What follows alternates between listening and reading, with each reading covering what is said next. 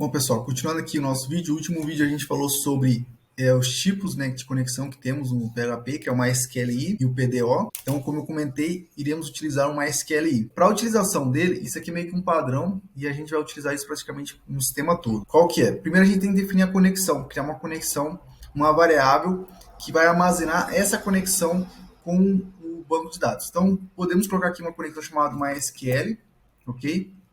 Igual.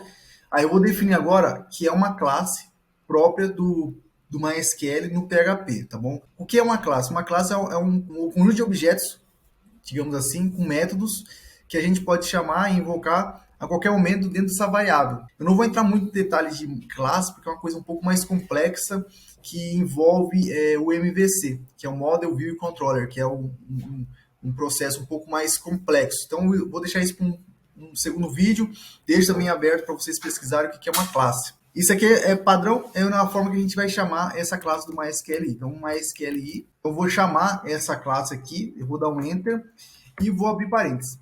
O nosso Visual Code ele já nos dá um certo helper de quais parâmetros que a gente precisa passar. Então, ele está falando que a gente precisa passar um valor de host, ou seja, qual que é o endereço do nosso servidor do nosso banco de dados, qual que é o username, né, qual que é o usuário do banco, qual que é a senha que está sendo utilizada no banco e qual que é o DB name, né, qual que é o nome do banco de dados que foi criado lá no servidor. E qual que é a porta, né, desse banco, caso tenha, e esse socket. O socket, por hora, a gente não vai utilizar, mas todos os campos iremos utilizar. Então, o que eu vou fazer primeiro? Qual que é o host? O host vai ser localhost.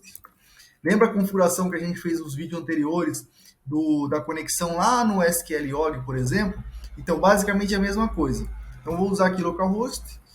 O meu username era apenas root. A senha é vazia. Então, era uma senha, não tinha senha, então a senha vazia. O banco de dados que a gente colocou, o nome do banco de dados era blog phpano. Então, vou colocar aqui blog phpano, ok? Aqui vai ser a porta. No meu caso, como eu comentei nos vídeos anteriores, eu alterei a porta do MySQL. Quando a porta é 3306, que é a porta padrão do MySQL, você não precisa preencher nada. Só isso aqui já está feita a configuração. No meu caso, especificamente, como eu alterei essa porta, então eu vou colocar aqui 3310. Então é a porta do MySQL. Tecnicamente, essa variável hoje aqui, ela está armazenando a classe do MySQL. Todos os métodos, objetos que a gente vai utilizar, né, para fazer a conexão, começar a inserir dados, recuperar dados do banco de dados, está nessa variável aqui. Como eu falei, essa variável meio que vai ser uma variável global, tá bom? Então, o que vai acontecer? Vou fazer um teste aqui agora, que eu quero verificar se essa conexão, se ela está realmente funcionando. Vou fazer o seguinte, vou mudar esse nome aqui, eu vou mudar para DB, tá bom? Que assim fica um pouco mais fácil, que é a sigla, né, Database, que seria banco de dados. Então, dessa maneira aqui, mantém um padrão até um pouco menor a palavra, tá bom? Só para ficarem nítido essa questão. Bom, o que eu vou fazer aqui? Eu vou usar um método que é do próprio MySQLi, que é connect_ernu. Nesse caso, o que ele está fazendo? Ele está verificando se existe erro nesse banco de dados. Se tiver algum erro, eu quero que mostre para mim qual que é o erro. Então, vou dar um echo aqui, db, e vou dar um comando connect error. Então, nesse caso, ele vai mostrar para mim qual que é o erro que está ocorrendo no nosso banco, na nossa conexão de banco de dados. Um exemplo, você consegue concatenar palavras e variáveis utilizando o seguinte cenário. No meu caso, aqui eu estou colocando aspas duplas, então eu posso colocar aqui agora uma mensagem qualquer, então, erro, banco de dados.